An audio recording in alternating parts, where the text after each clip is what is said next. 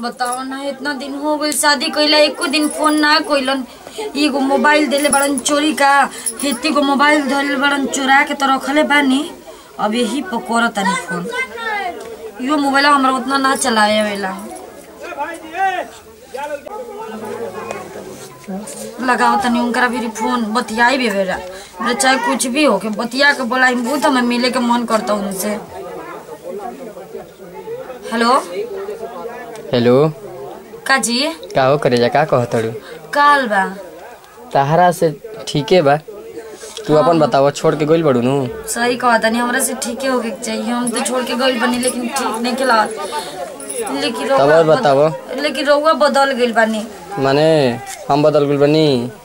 तब का? तब बोला का कहतड़ू? आप सब बताए।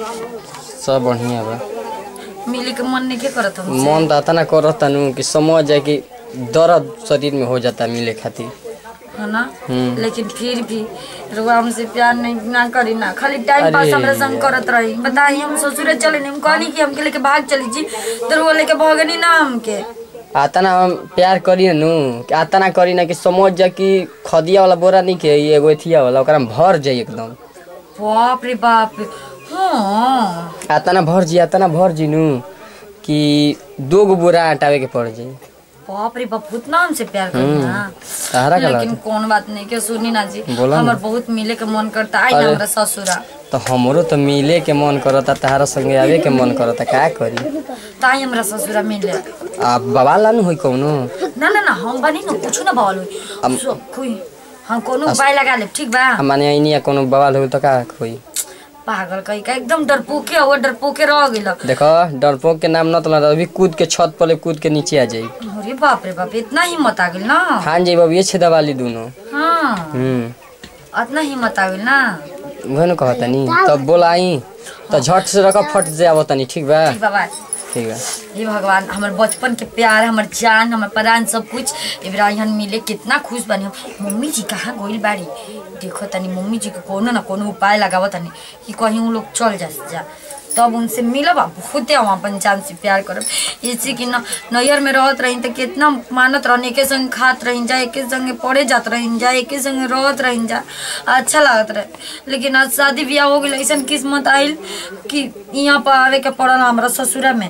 कोनो बात नहीं कि मोबाइल फिर से चुरा के धो लेते। छोटी मम्मी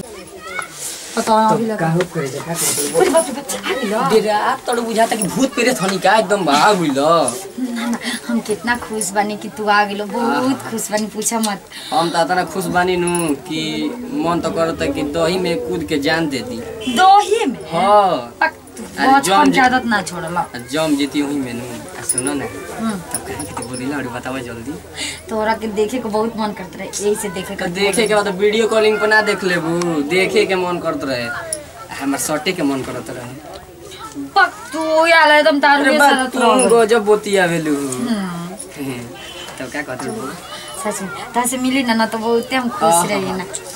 हम तारा से मिली ना तना खुश रही ना, आता ना कि हउ चोकारा वाला बोरा बना रहेला ओकरा भर जाई तब हम खुश ना हो पाई। अरे बाप रे बाप, इतना लोग खुश रही ना हमरा लिए। चुम्मा ना देबू? जरूर दे। चुम्मा चाहिए ना? चुम्मा ना चाहिए, बहुत कुछ ना दे, बहुत कुछ। अरे आओ। अरे हेलो, क्या होता? भगवान के दिया कहां का? ये कॉपिया जोन ना भेजल नहीं। क्या करत रहे से? जा पहिले बैठ। क्या करत रहे से रे? कुछ ना जी। हां तनी आओ तनी। कहां से रे? क्या करत रहे रे? दोनों को बुझाते नहीं कि घर के इज्जत रही या कि नाश दियो। कॉपिया दे दियो जा, हम आवत ना। हो गइले जगह मारो। सुनी ना रे एक बात हमार।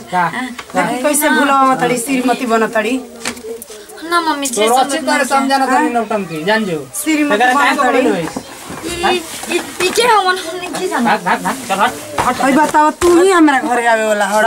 भाई जान जो हां हमसे गलती हो गई माफ कर दी बतावा है के करा के हमनी के नइखिन जत घर में बोला के भाई के फोन लगावत नहीं ना जना बतावा है घर में हमनी के यार नइखिन के बचपन के प्यार रहला चाहिए गलती बचपन का प्यार है बचपन का प्यार है छोड़ दो अभी अगर हम अगर बाबू से फोन कर कभी हम ना जी गलती हो गई हमके माफ कर दी रुक जरूर अरे तो तू ना घर के इज्जत रहे दे वो इज्जत जो कोइलू तन कोइलू एही जावा कम से कम चैन से ए रह मम्मी जी बस है बरा देखे को ओकरा के मन कइला तो चलैला बहुत पागल मर और चाहिए मम्मी जी माफ कर दिया हमरा के हे के चलते हम मिले खातिर बुला लेनी मम्मी जी माफ कर दिया हम ना होई मम्मी जी कान पकड़ दे देखो गांव घर हमनी के बहुत इज्जत होला हनी जब बुझा गइले कैसन पतो भगवान का पार पर दे दिहन बा एकदम मने हम जागुल हो गए हमार पहनी हे मम्मी जी माफ कर दिया हम ना होई ऐसे आज के बाद ओकरा के ना बोले ना मम्मी जी देखी कान पकड़ ना बोले कहियो ना ना कोई वो कबो ना मम्मी हमरा लइका वाले सुघर बा हां सुगर से बटल ठीक बना ना ना नहीं के सुगर मम्मी जी ना बोले